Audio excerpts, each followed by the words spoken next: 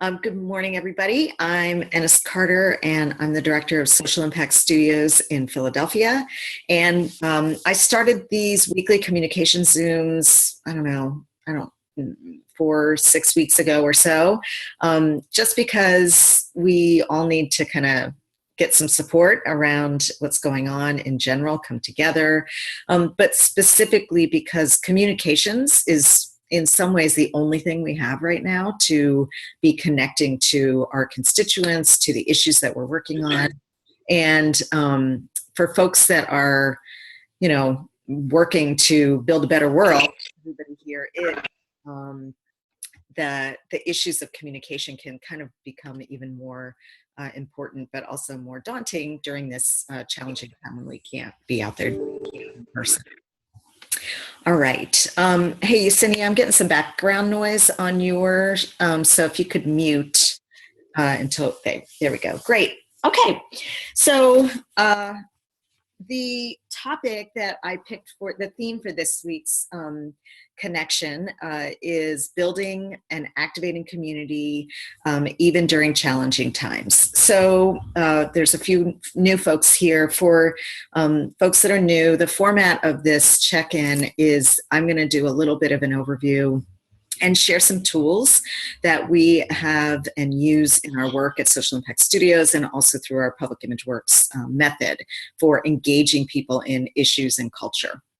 And then we just open it up for discussion and questions, and it can relate to our theme, but also if you're needing any specific communications assistance and support this week, you can also bring that to our Q&A portion of this webinar. Okay, so building and activating community. So, I was thinking about this because this really is go time for community, and we're also really isolated from our community and from different communities that we may be part of. So the first thing I have kind of three main tips and things to think about around this topic. And then within those, I'll share some tools and some best practices. So the first thing is that now is a really great time to be figuring out what you mean by community.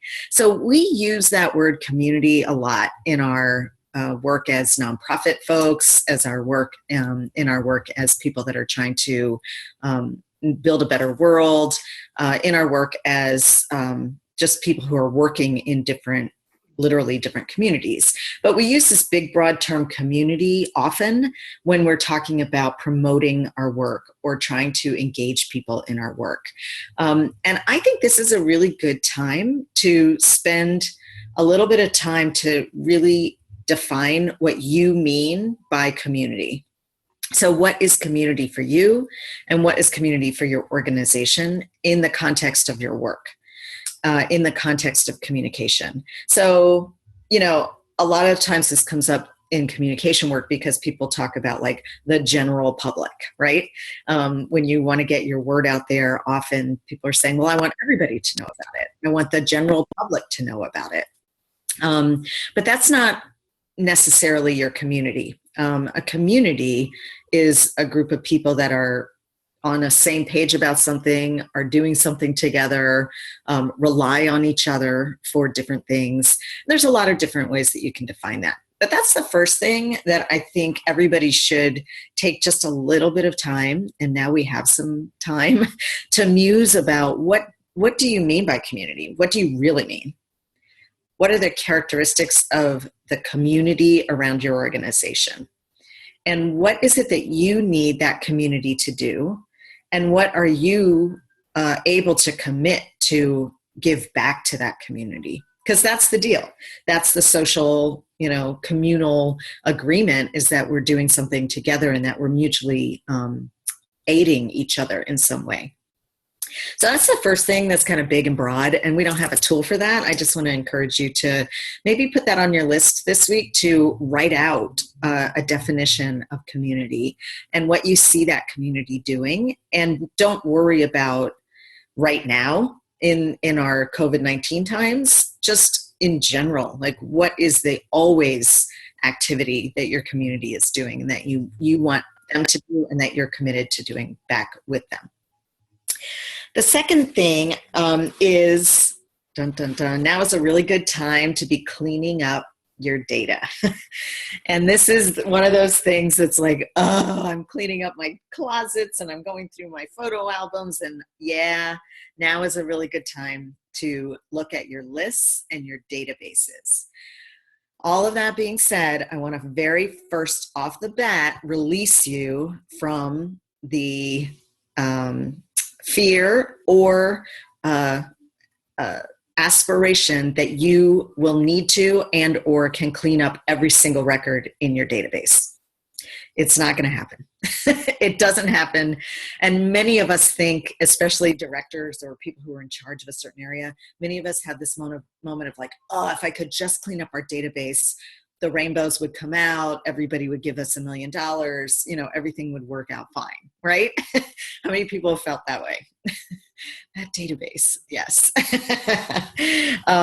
So that's the first thing I just want to release you from, is you are not going to clean up your full database. It could be just a few hundred records, or it could be in the tens of thousands of records. You and your executive director or your committee on your board, you're not going to be able to go through every single record. What you can do is some really specific things. The first thing is to make sure that your database is set up to receive the information that you actually need to get. So I'm going to share a couple of tools with you in a minute about your connection circles and what kinds of data you can collect. But one thing I see a lot in the nonprofit sector and social enterprise sector is that people have perfunctory data.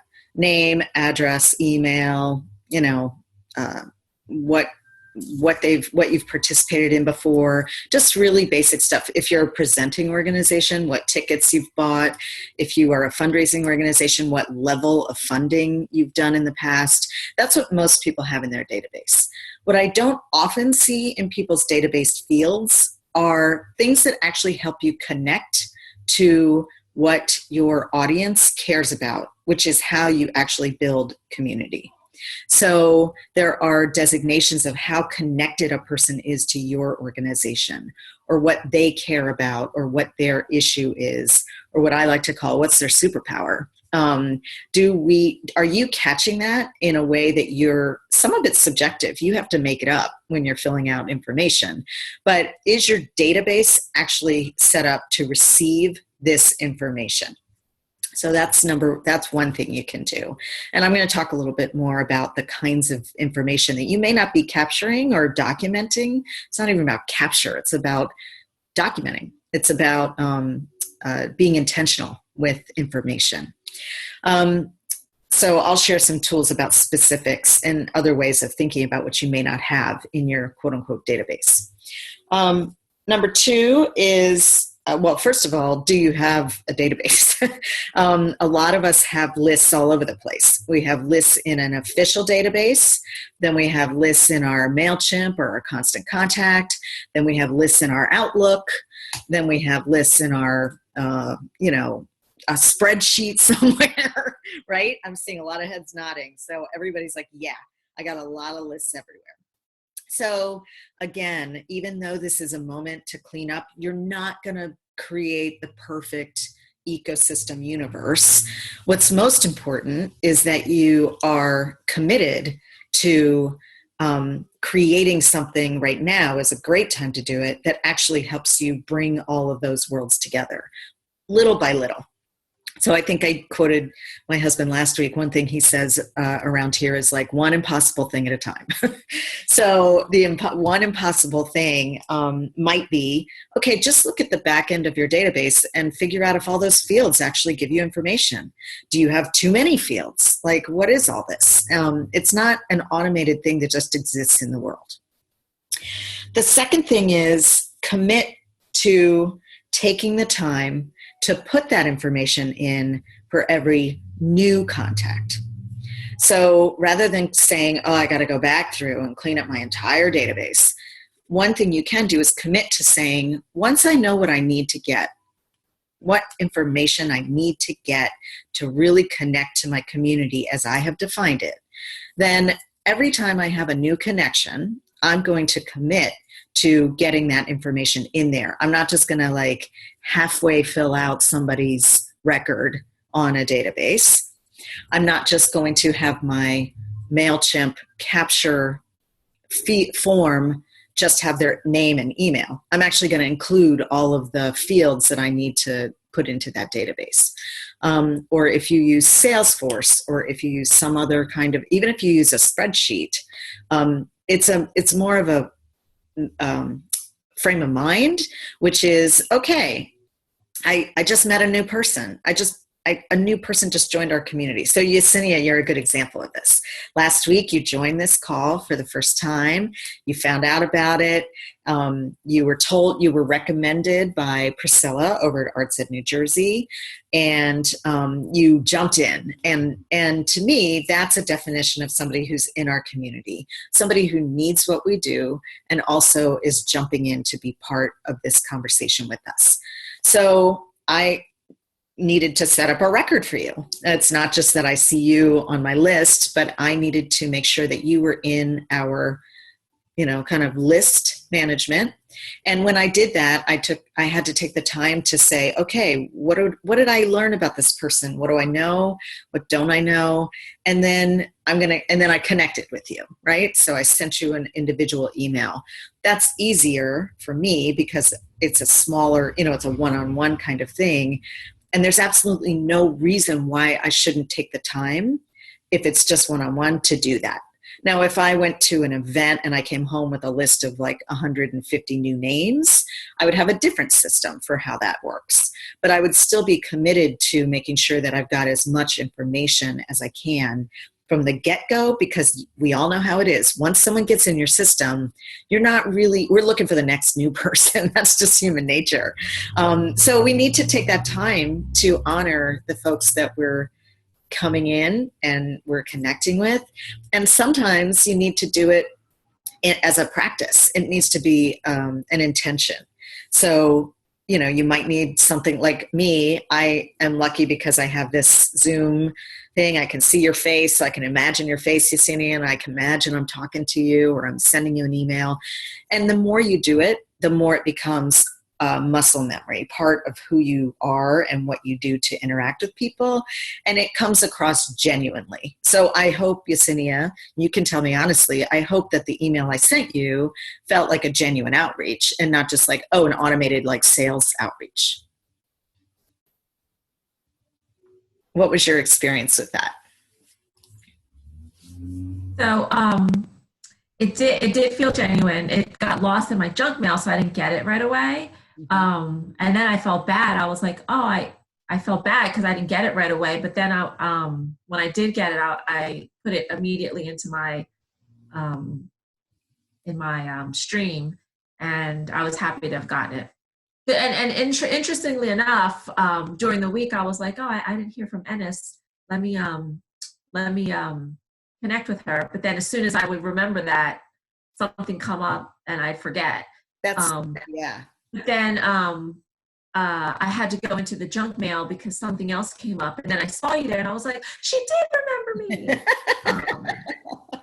So you brought up two really important points, and I'm glad you did. So first of all, because of the nature of communication channels right now and all of the craziness over hacking and spam, you will not be able to control whether or not you get through to people. It's just not, it just is, you can't control it. And so part of this work is releasing the agitated feel about like, why isn't my stuff getting through? Like I get really angry at that or whatever. And what can I do to maximize it and make sure it gets through and put me on this list and do all these things? You can do all that, but honestly, it's much better to just like be mindful of the outreach. So, if I had not heard back from you, or if I didn't see you on today's thing, like even today when you and I were talking, if you hadn't gotten that email, you would have been like, I don't know what you're talking about.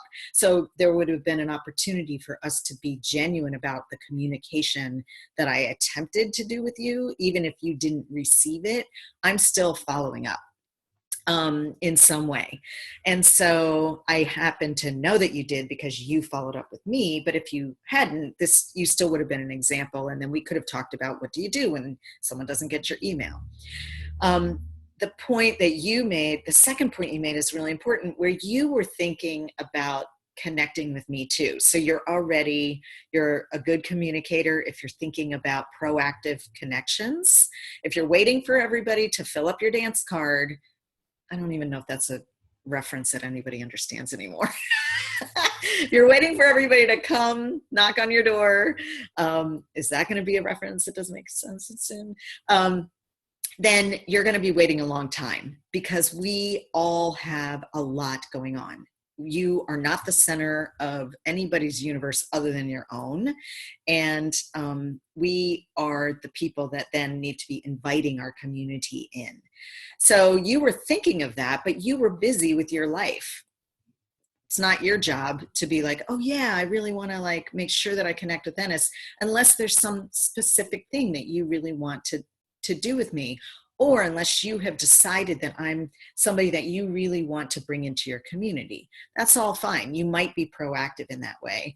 But in this case, the relationship was that I needed to be proactive with you, because what happened with you is what's going to happen with everybody, where you're like, oh, I want to connect with Ennis. So you were thinking about me, even though I'm going to presume nobody is, because we're all busy.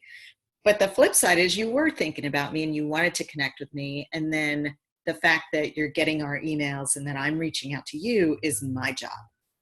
So as communications folks, we need to be the people that are the leaders in the communication. I was, if I may, I was thinking about you because I remember you said there were documents or something that you wanted to send. I don't remember. I remember seeing your email and peripherally looking for the documents. I don't remember if they were links or attachments. So that was one thing that I don't remember seeing. Mm-hmm. So I'll go back and check and I'll follow up with you. Yeah. So there was a link in the body of the email that got you into the article, the main article for the weekly communication support on our website, which if you go to our homepage, it's the main thing there, and you click what's the story. On that thread is a link to every other article that I've written after each of these Zooms. Oh, okay. I think I probably have read some of them. Okay, yeah. Thank you. Yeah. Okay, so making sure your database is set up to receive information, making a commitment for every new contact that you will get that information. And if it's personal, one-on-one, that's a little bit easier. Although it is about like kind of sometimes making yourself do something that you don't want to do. Like, I don't want to it's going to take me so long to fill out this entry on this person. Well, guess what? The amount of time you spend thinking about how you're going to not do something is probably the same amount of energy you could spend just doing a little bit. So I think we as humans and as like sensitive folks that are working toward a bigger, beautiful world that we're trying to envision, we get pretty agitated over like technology systems that aren't built as beautifully as they should be, or the reminder when we're looking at our database that it's like clunky. You know what I mean? Like it feels clunky. It feels not organic. And you need to resist that urge. You just do it. Just do it. Just sometimes you just got to brush your teeth. So just brush your teeth and fill out the database information. So the other thing there is in terms of this, like cleaning up your list, is do it little by little. So it depends on what kind of system you have, but we use, what we use to manage our database and our projects is called Insightly. So it's a CRM, it's a constituent relationship management tool, but it's also a project management tool. And for us as Social Impact Studios, that's really important because we manage more than 40 projects at any given time. You may not be doing that level of, kind of individual project management with different people, but a CRM is pretty much like you've heard about Salesforce, you've heard about, what are other CRMs that people are using? What do you use at Peters Valley for your database? Gunner Perfect. Donor Perfect, which also is built, some of their modules are built on a Salesforce model. Vendini, Meredith is saying. So whatever your CRM is, see if it has a filter, or make your own filter that is anybody who's been added in the last 7 days, for example. So on Insightly, I have the ability to include an email address that will put people right into our database. So and many of you have probably seen this, if you've gotten an email from me, and it has my email and it has your email, and then it has this like long code that's like ns@insightly, blah, blah, blah, blah, blah, blah, blah, blah, blah. What that's doing is it's automatically catching that email exchange and putting it into the database. And if you're a person I've never communicated with before, it's going to automatically set up a record for you. But it's not necessarily going to know your first name or your last name or your job or any of the fields that I want to know about our connections. So what I do personally is I have a practice of every 7 days, I pull up anybody new that was automatically added into that database through that mechanism. And great, people are using the chat, so make sure to check that out. And then I clean up those records on a weekly basis. And that's a lot easier for me to handle than it is to do like thousands of records at a time. If you don't have something like that, you could also use like a tag or a filter for everybody who is in some zip code, or everybody who fits into a category of giving $500 or more, whatever. The information, the key about this is having a regular way, and I think weekly is good, to update data that is already in your database. All right. So I want to share my screen to just share a couple tools. So first of all, I wanted to remind you of 2 tools that I've shared in the past. And if you're new to this support group, then you might not have seen these tools, but you can get to these and you can make copies of them through our website, through the articles. But the first thing is know your action plan. So when you are musing about your community and what that means to you, what does community actually mean? This is a great tool to remind you of the things that you need to be focused on. And your community needs to be also interested in these things. That's what often is the quick, easy way to think about who your community is. So who's actually cares about your purpose, who's aware of your current top priorities, who is on board with your long-term goals, and who have you notified about your urgent, immediate needs.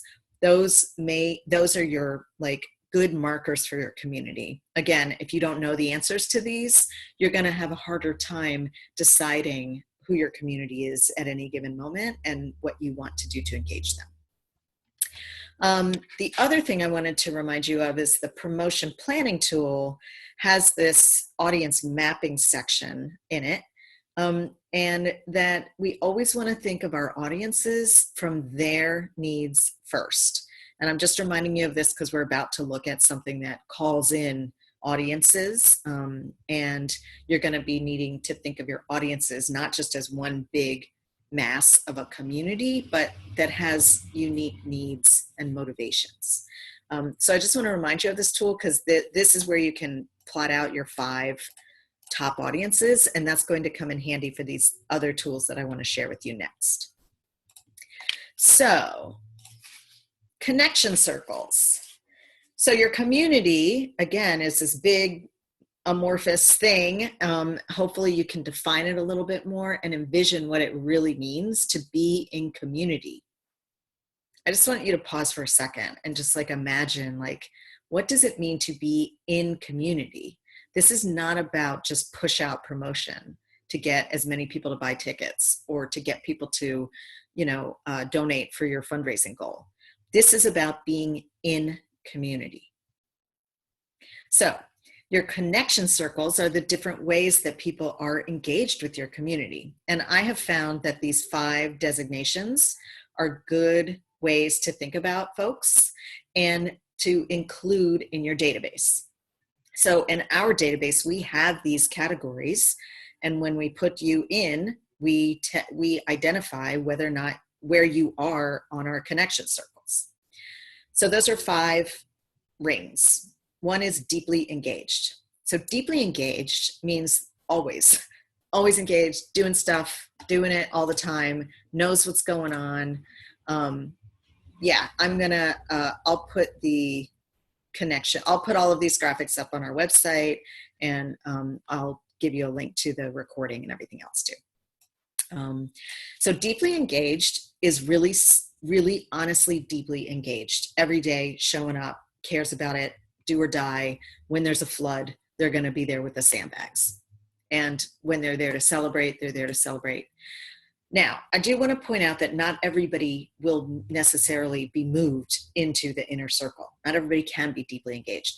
And sometimes even some of your board members may or may not be deeply engaged. I want to really point that out. You can have a goal to be that your board members are all deeply engaged, but it doesn't mean they automatically are just because they're board members. Same for staff. Then there's strong advocate.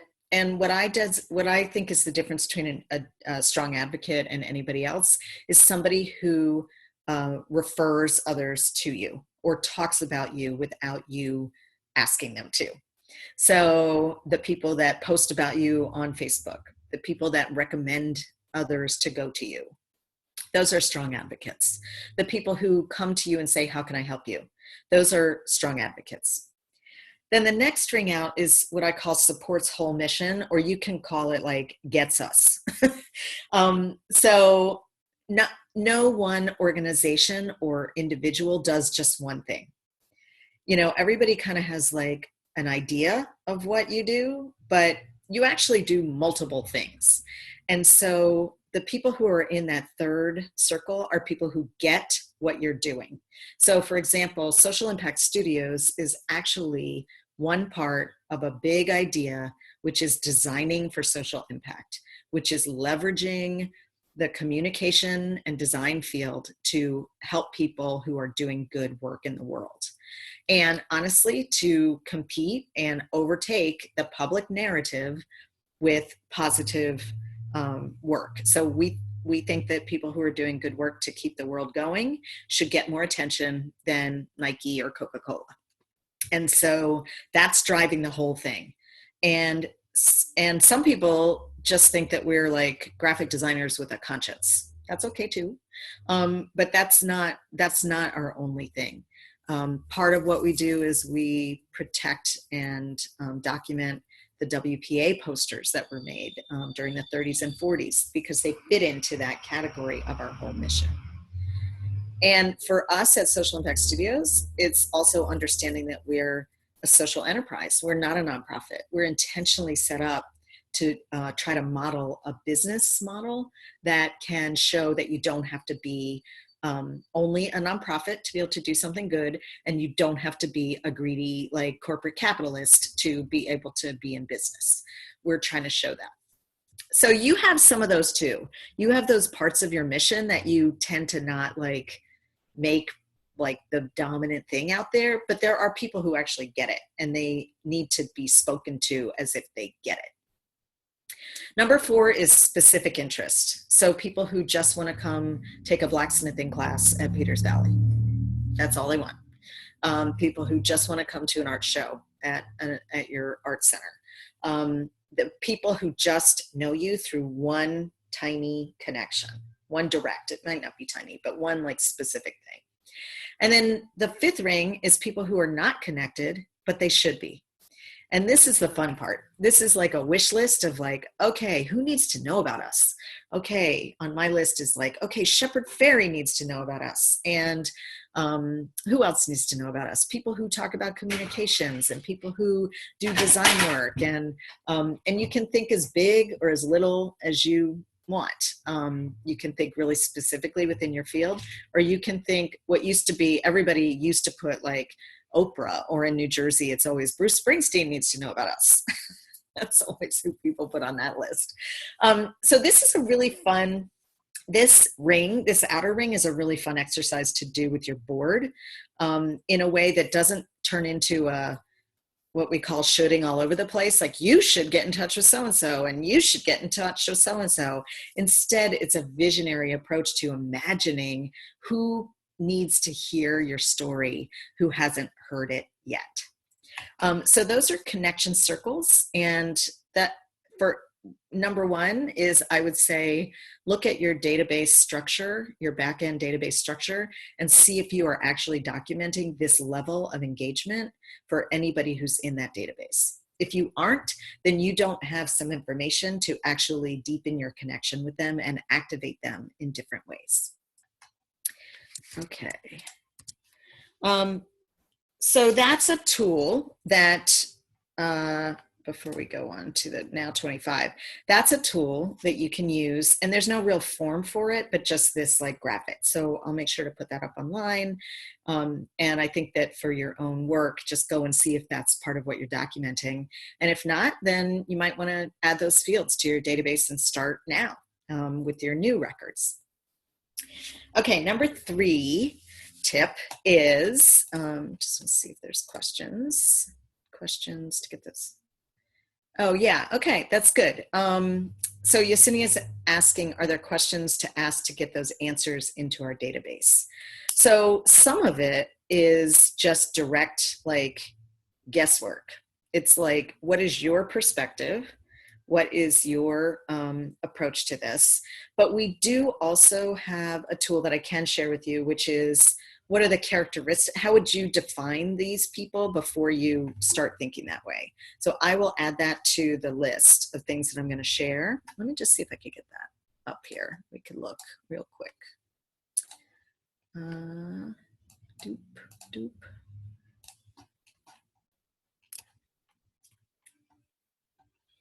Mm-hmm.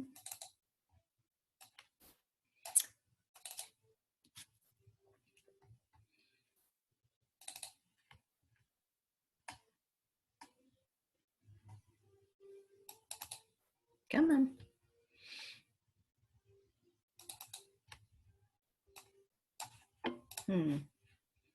I don't know why. Oops. That's moving around. Nope. Okay, something's going on, but I will share. It's a really simple, like, it's just a form that follows those circles. It's just like, describe someone who's deeply engaged.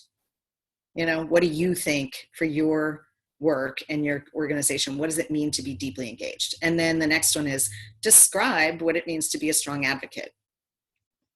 And describe, what does it mean to be someone who supports her whole mission? So, like, from that example I was giving you, does this person understand that we're a social enterprise and not a nonprofit? That's one of the things that I want to make sure people understand. So you could just take each of those and just like describe each characteristic. Okay, so now I want to talk about number 3, which is deepening meaningful engagement through activation. So this seems like a difficult thing to do right now because we're social distancing, because everybody's not sure of what's happening. The idea of activating people seems really like, just, this isn't the right time. But this is your time to actually build community and activate the people who are really going to be there for the long haul. And I just think this, again, at the beginning I mentioned this, that this is go time for community work. And we can't let this isolating and fear and uncertainty get in the way of our community building. This is actually, like, from a community building standpoint, we're being given time to be a little bit more intentional. We may be worried about the money and needing to do some fundraisers on the side to get that resource so we can keep going, but we actually do have some time to be intentional, and we should. So I want to share with you a practice that is really, this is deeply in our public image works method, and it's normally a very advanced tool, and it may be confusing, but I just want to share it with you because I really believe in it and I use it, and I think it's a good way to not get overwhelmed with building community. So here we are. So remember, we have these 5 concentric circles. So now what I want to do is show you how I create what I call the Now 25. So the Now 25 is a response to the idea, the overwhelming idea that I need to contact all these different people. And I'm sure you've been in a room where you've brainstormed all the people you have to contact about something, especially if you've been with your board or your staff, and you end up with like a list of like hundreds of names. And we can do it to ourselves. It can be like, oh, I need to talk to so-and-so, and I need to call Carlene, and I need to blah, blah, blah, blah, blah, blah, blah. And then I've got this like long running list somewhere. It might be like on a piece of paper, or it might be in a spreadsheet. If it is more than 25 people at a time, the chances of you being able to reach those people and actually do anything with them get progressively smaller the more people you add to that list. So what I do is I create what I call the Now 25. And I have decided that my Now 25 is over a period of 1 month. That might even be too much for you. You might want to do it like every 6 months, you have a Now 25, or every year you have a Now 25, or every week, if you're really, really gung-ho, you have a Now 25. The point of the Now 25 is to deepen engagement. It is not just to like add to your list. It's to deepen engagement and grow your list, grow your relationships. So here's how I come up with my Now 25. And at my organization, it's an organization-wide Now 25. So Carlene, who's on the call with us here, she was on staff for, I don't know, long time, many, many years. And we used to, on a weekly basis at our staff meeting, we would make sure that we knew who was on our Now 25 and who was contacting whom and how things were going with those people. So it's also a way that you can spread the work of outreach and connection and deepen the fact that those people don't just live in your mental Rolodex or the executive director's mental Rolodex. Oh, Rolodex. Is that even a thing I can say anymore? A Rolodex, for those of you that may not know, is an old thing that sat on our desks where we had like cards with people. Yeah, okay, great. Thanks, Meredith. People are sharing a lot of good stuff on the chat. So Rolodex. And one of the problems with deep relationships is that these relationships need to be with your organization, not with the charismatic executive director or director or person who may not be there in who knows when. It needs to be for the mission of the organization, the thing that is deepened. And we're building this for the organization and ultimately for the mission, not just for one person. Or a team of people, like the development director. Like Grace, you might have these connections, or Kristen might have these connections, but organizationally, you need a document, you need to know what those connections are so you can build on them. Okay, so here's how I create my Now 25. So I have my concentric circles, and I have 5 people I start with immediate needs, and I'm going to show you a worksheet. I'm going to give you a worksheet that you can use. But I start with my immediate needs because those are top of mind and easy for me to think of. So I pick one person who's deeply engaged, one person who's an advocate, one person who understands the whole mission, one person who just has a specific interest, and one person who's not yet connected but would care about this immediate need that I have. Then I do the same thing for my long-term goals. Then I do the same thing for my issue area or my field. And my field straddles communications, activism, graphic design, community builders. So those, and WPA, historical expert. So I do the same thing. I pick one person for each in that category. Then I pick 5 people to advance my audiences. So remember back here, I have 5 audiences. So at Social Impact Studios, our current 5 audiences are culture makers, social enterprises, communications directors, I might be trying to get more youth involved in my organization. So youth might be a focus right now.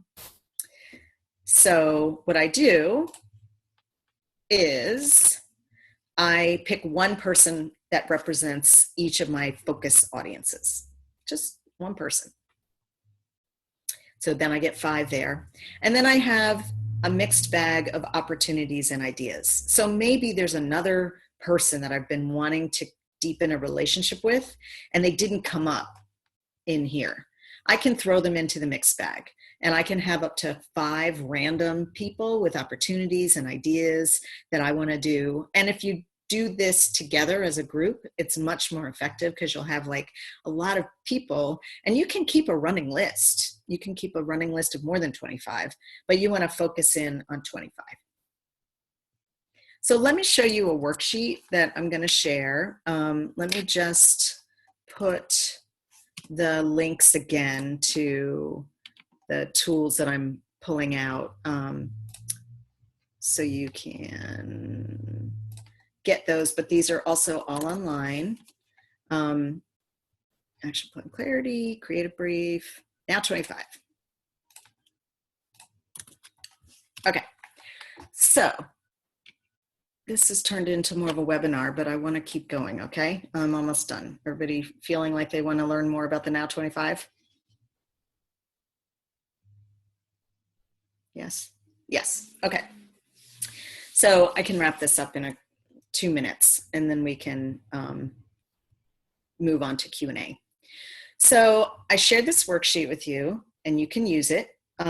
Please don't like publicize this, because this really is an advanced tool that we normally only use with people that are like already into their 6th month of working on public image works.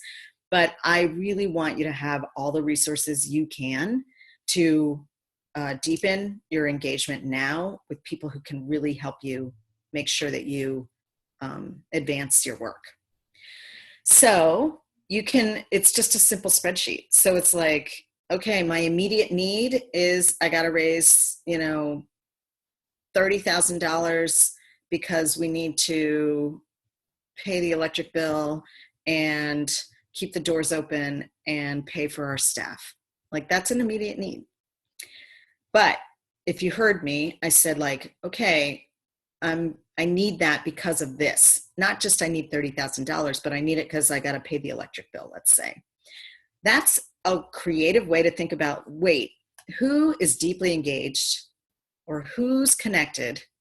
Oh, one of our board members also is on the board of the local utility company. Just saying. And we need a payment plan to be able to keep the lights on, but, not get behind on our bills. That could be an opportunity to deepen engagement through direct action with somebody who has a direct connection to your immediate need. So here's the thing to remember is that deeply engaging and activating people happens over real stuff. So remember a couple sessions ago when I defined what social impact is, which is social impact is inviting others to do something together that benefits society through the lens of your ideas and ideals. Social impact is inviting others to do something together. So it's doing something, and that is what engages people, doing stuff. So if you think about just like, I need $30,000, well, yeah, you can go out and you can talk to your key funder and you can say, can we move this funding that was earmarked for this one program over to general operating because we really need $30,000. That could be a thing that you do with someone who supports your whole mission, and you could put that funder on there. But I want to encourage you to use this time to think creatively about who's really going to help you achieve that goal. So then you just put a person, you just put, Jane Doe, and then you brainstorm out. Gil Smith, blah, blah, blah. So who are the 5 people in my immediate need, but they connect to like deeply engaged, strong advocates, supports whole mission. Now you can do this one of 3 ways. You can just brainstorm intuitively. I always do it intuitively first. And then if I don't know, if I have a hole, then I go to our database and I pull up everybody who's in supports whole mission category. And I'm like, oh yeah, that person, that's who I'll put here. I can also go to my, there's another sheet that I'm going to add here, which is like a catch-all, like a brainstorm list. I can keep people, if I've filled up my 25, I can move people over to another list and I can check that next month. So the first thing I do is I get everybody on the list. And I don't always have 25. Sometimes I just have 20. Sometimes I have 21. Sometimes I don't, I don't always have a full 25. I try to fill up my audiences, and I try to always pick somebody who's unconnected that I can build a relationship with. And then once I have that, I have a whole month. Like mine is monthly. So I have a whole month. I don't have to like go start right away. So I have time to think about, have I updated their information in our database? What do I think they care about the most? What do I see as their power, their superpower, or their expertise? Who is the best person in our organization to contact them? Might be a board member. It might be a staff member. It might be an intern.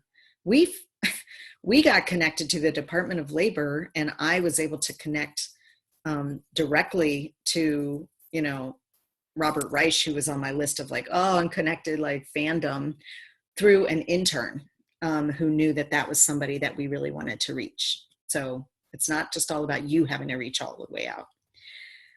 The shared power opportunity. So this is about thinking about collaboration.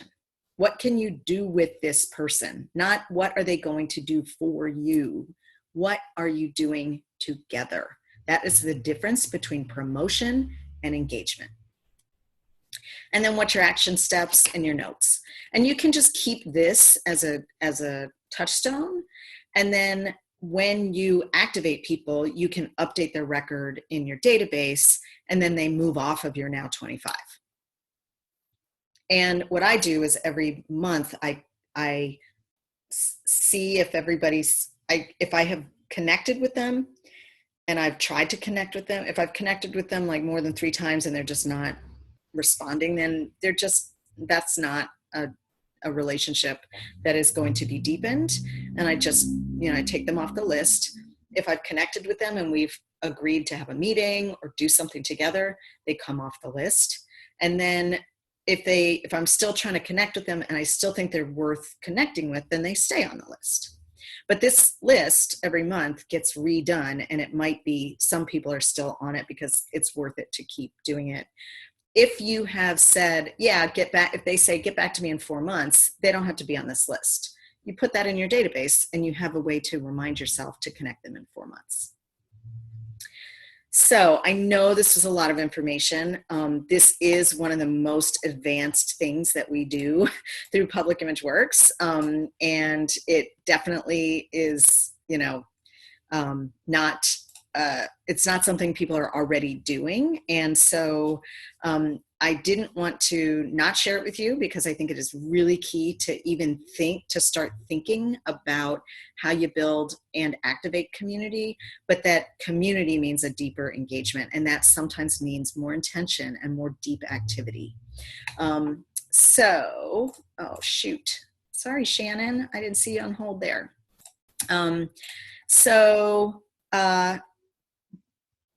I will put all of this up online and we can keep talking about it.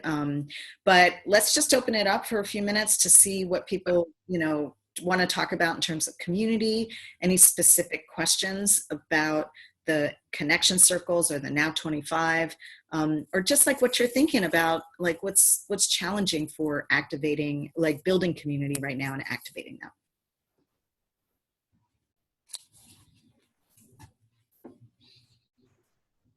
Uh-oh. The big pause. Go ahead, Carla. Janice. Yeah, I was just going to say, thank you for sharing all that information. I think it's important in terms of all that you mentioned.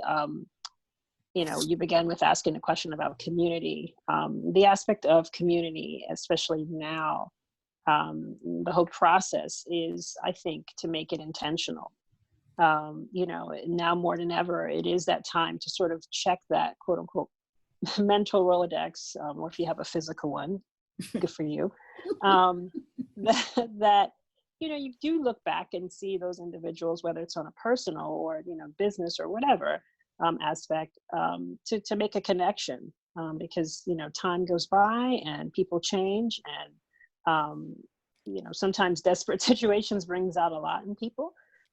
So I think that what I'm hearing in terms of my takeaway is primarily community is important to me.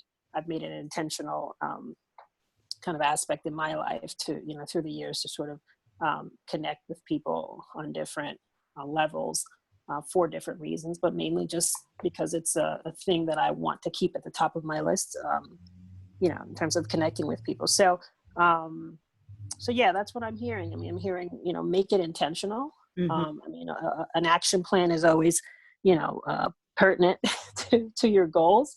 Yeah. But yeah, I think it's, think about the intent. It doesn't make it superficial. It just makes it, just kind of an action. You have an action plan for what you're trying to do, for different reasons. Yeah. So, thank you. Yeah, thank you. I think it's hard too sometimes when you're the representative of an organization, when it's not your personal community. Like, that's another part of it. And for me, I'm lucky because my business is me. I started it. So I think founders have an easier time of thinking of that direct connection. If you're not in that position, I think I'd love to hear how you do that. I'd love to hear how people think about building intentional community when it's not your native community, your home community, your family community, but you're actually responsible for fulfilling a mission. You're representing a mission that may have been created by other people. Yeah, Brianne. Well, I was just sharing with Grace earlier, and to go off of that, how for me personally, right, I work for an organization, but I have a personal connection, investment, dedication to the craft field as a whole. And then, I work for an organization that plays a role contributing to that field, and I can contribute then through the organization to the field, right? So you do have that personal connection. I've been thinking a lot about how now where, we're not doing programming that we normally do to bring physical communities together. And so this is really such an opportunity for us to connect with that whole other community that, is far apart, that doesn't always make it to Peters Valley, but maybe then next year they will come. Maybe we will be able to re-engage people, and then they will come and be part of our physical community. Mm-hmm. But how it's a really good time to say, okay, like before, we never had the capacity to really be thinking about that kind of virtual programming, those ways to really focus on reaching the people that aren't coming directly to us. It's always about, how do we make the most of the people that are coming to us and provide these connections with them when they're here? Yeah. But if they're not coming, then, well, maybe we don't have to focus on them, and we can reconnect, re-engage all of the other people. Yep. So I think that's really exciting. I think that there's such an opportunity right now. So yeah, hopefully we all, can bring that programming and find ways to do that. But yeah, cool. All righty. Well, we're coming up to the top of the hour. Is there anything else that anybody wanted to quickly say?